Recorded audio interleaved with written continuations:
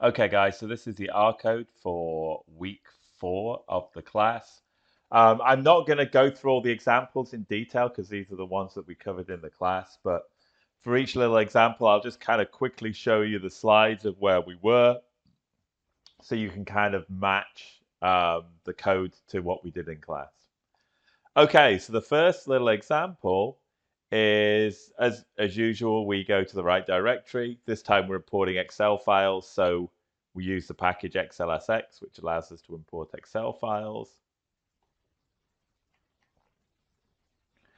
So the first is the confidence interval for the Black Friday. Recall this was on slide 10.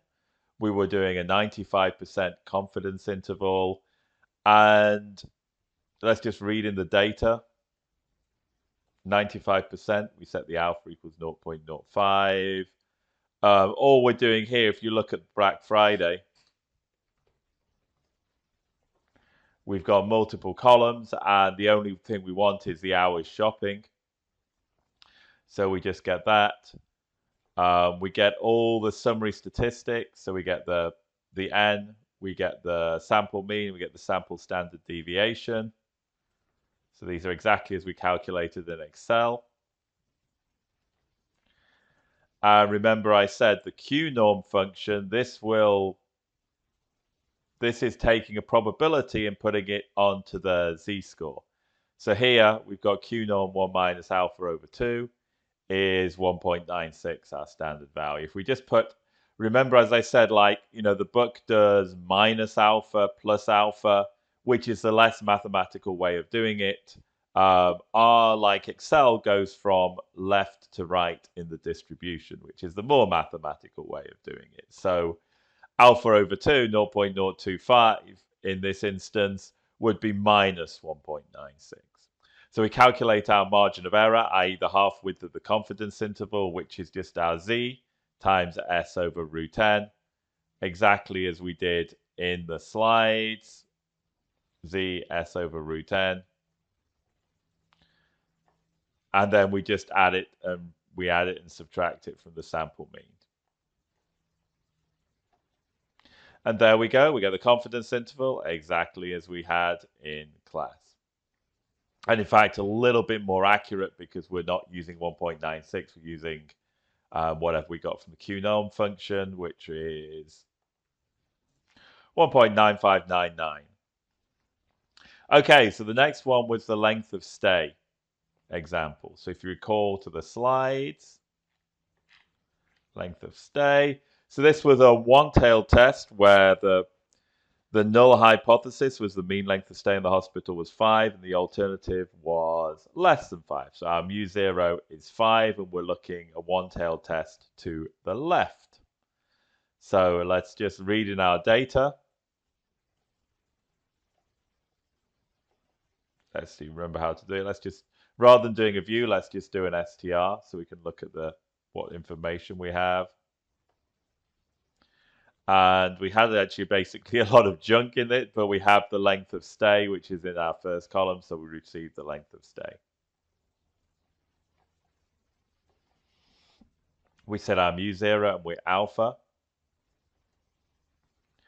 Now, we actually, we can set our critical value, which is our Q norm of alpha. Remember, we are going to the left here.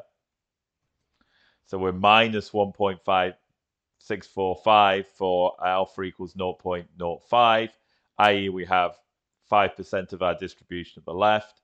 The z is basically we calculate our sample mean,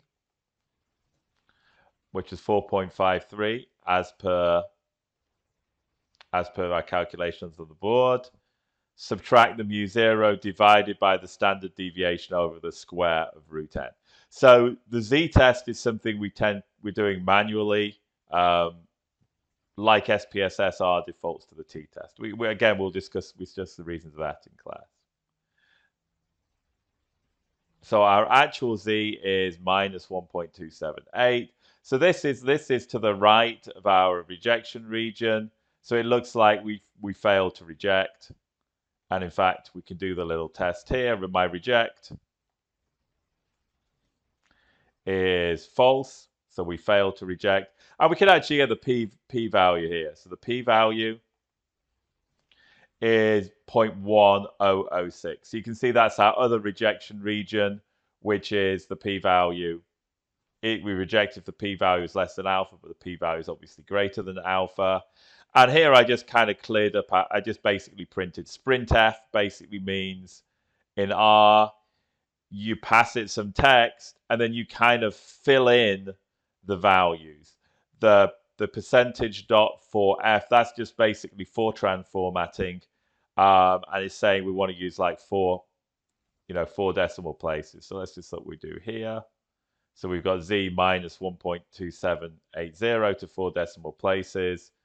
And then we do the same with the critical value. And then we say, oh, okay, well, obviously we're outside of the rejection region, so reject equals false. And then we print the p-value. Oh, and that's because I didn't actually save the p-value. Here we go. The p-value is 0.1006. Okay, and that's the second little example. So now we're doing a third example, which is on the corporate sustainability test. Here we're checking if the mean corporate sustainability is 75 or not equal to 75. Remember, the rejection region here is on both sides. And let's just do that. Corporate sustainability data. Mu0 is 75. Alpha again is 0.05. Here for the rejection, we've got Q norm 1 minus alpha over 2. So 1.96. Again, this is 0.975. If we'd done the alpha over 2, we'd be minus 1.96. So we calculate our z value as with the slides, which is x minus mu0 divided by s over root n, which is basically this here. So what's our z? Our z was huge, if you remember from the class. It's minus 8.42492, which was a function of our sample mean being quite different from the mean and also having this huge sample size of 992. So let's kind of go back. So we're clearly going to reject here.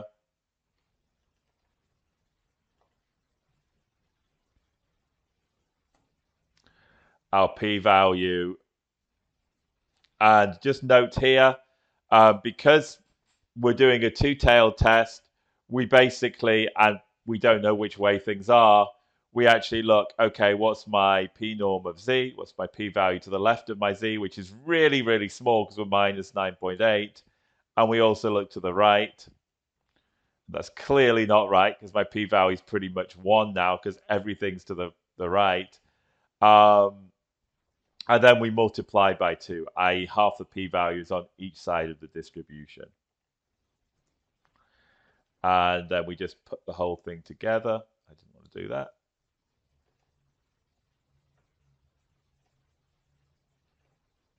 So we have z minus 8.49, critical 1.96 to the two-tailed test, looking on either side. So obviously reject equals true. And our p-value to 4 decimal places is so low because we're so far out of the center of the null hypothesis distribution that 4 decimal places is 0.0000.